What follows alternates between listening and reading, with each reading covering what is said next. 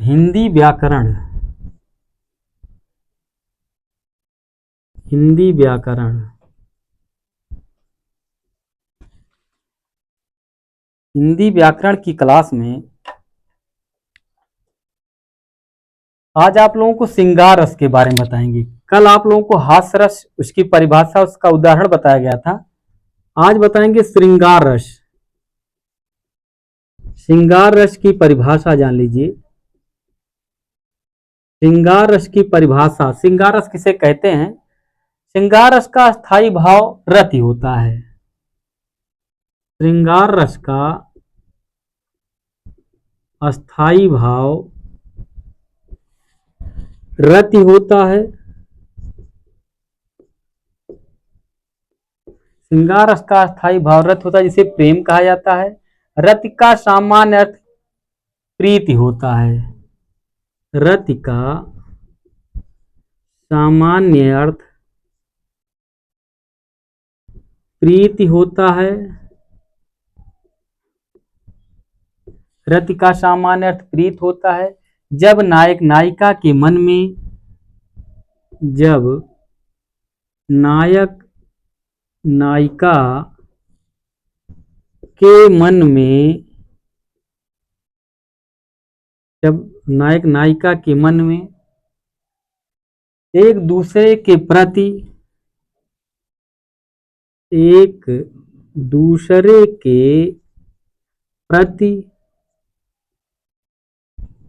प्रीति का भाव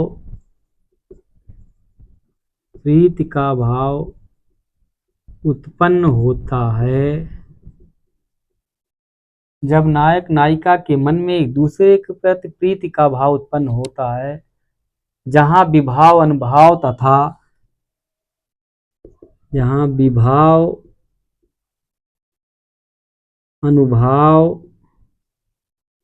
तथा संचारी भाव के योग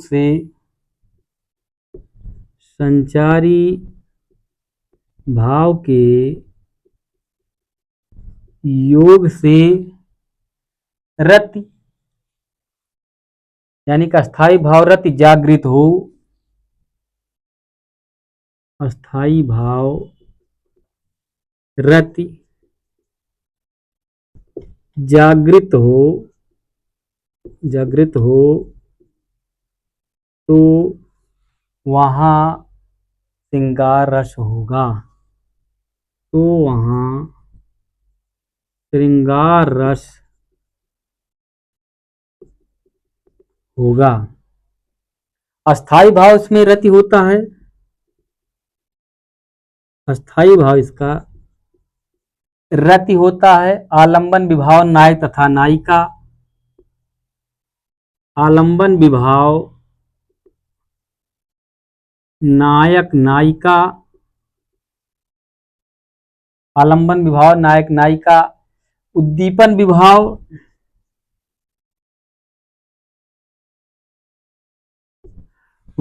विभाव आलंबन का सौंदर्य प्रकृति चांदनी। आलंबन का सौंदर्य यानी कि नायक नायिका का सौंदर्य चांदनी। आलंबन का सौंदर्य चांदनी, बसंत ऋतु आदि। बसंत ऋतु आदि। कह रहा है अनुभाव इसका क्या होगा? अनुभाव स्पर्श आलिंगन अवलोकन। स्पर्श आलिंगन अवलोकन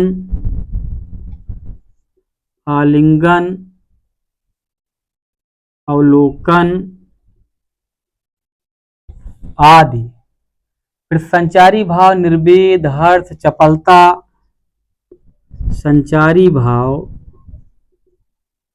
निर्वेद हर्ष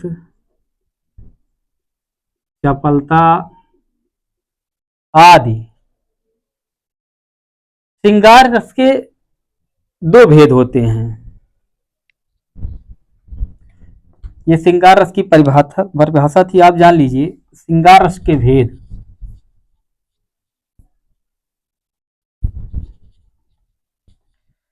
श्रृंगार रस के दो भेद होते हैं।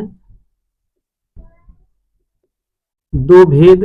नंबर एक, संयोग श्रृंगार रस। संयोग श्रृंगार रस। नंबर दो,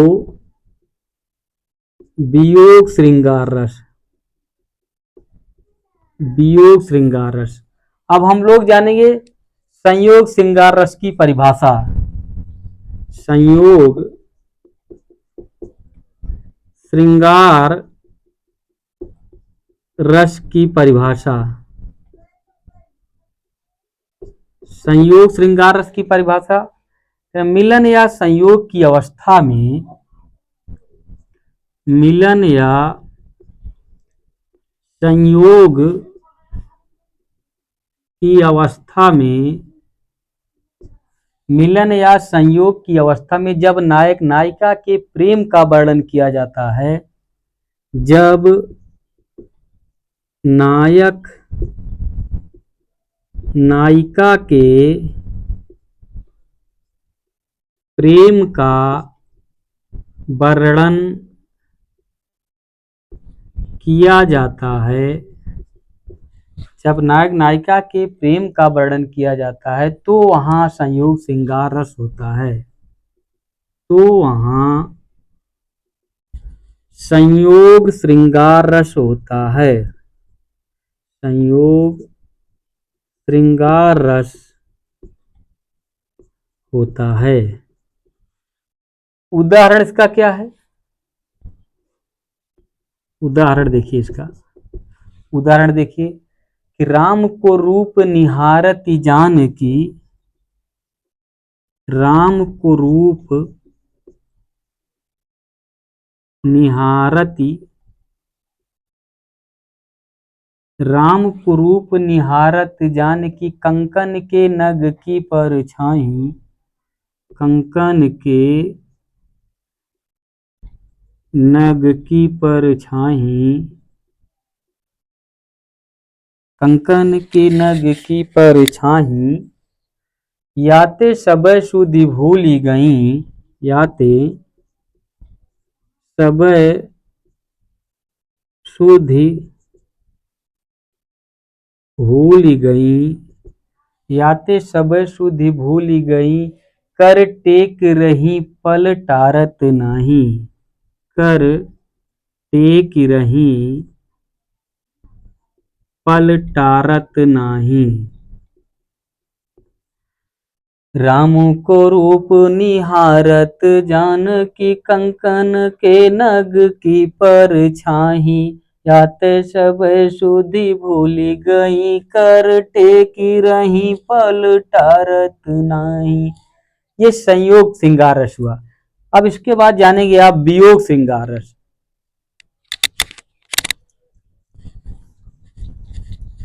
वियोग श्रृंगार रस। वियोग श्रृंगार रस। वियोग श्रृंगार रस जानिए। कह रहा है कि वियोग अथवा एक दूसरे से दूर रहने की स्थिति में, वियोग अथवा एक दूसरे से दूर रहने की,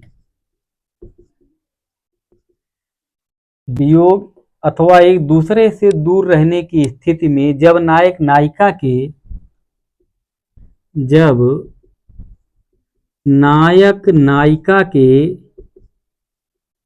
जब नायक नायिका के प्रेम का वर्णन किया जाता है, वर्णन किया जाता है तो वहां वियोग श्रृंगार रस होता है। वियोग श्रृंगार रस। वियोग श्रृंगार रस होता है। उदाहरण इसका देखिए कि तन मन सेज जरे अगिदाहो। उदाहरण, तन मन सेज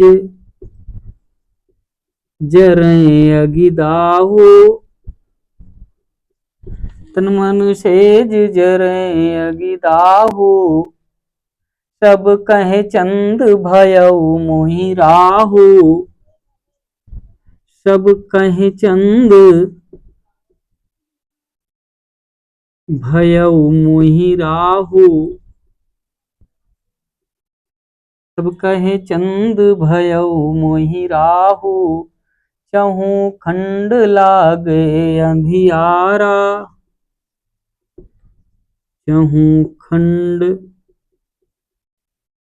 लागे अंधियारा। चहु खंड लागे अंधियारा। जो घर नाही कंत पियारा। जो घर नाही कंत पियारा। ये वियोग श्रृंगार रस का उदाहरण है। इसको मलिक मोहम्मद जायसी ने पद्मावत में लिखा है।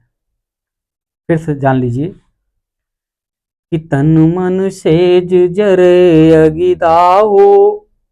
तन मन सेज जरे अगिदाहो। सब कहे चंद भयउ मोहि राहु। चहु खंड लागे अंधियारा। जो घर नाही कंत पियारा। ये इसका उदाहरण है। श्रृंगार रस के दो भेद होते हैं। इसका स्थायी भाव रति होता है। पहला वियोग श्रृंगार रस, दूसरा पहला संयोग श्रृंगार रस, दूसरा वियोग श्रृंगार रस। तो आप इसकी परिभाषा और उदाहरण दोनों याद कर सकते हैं।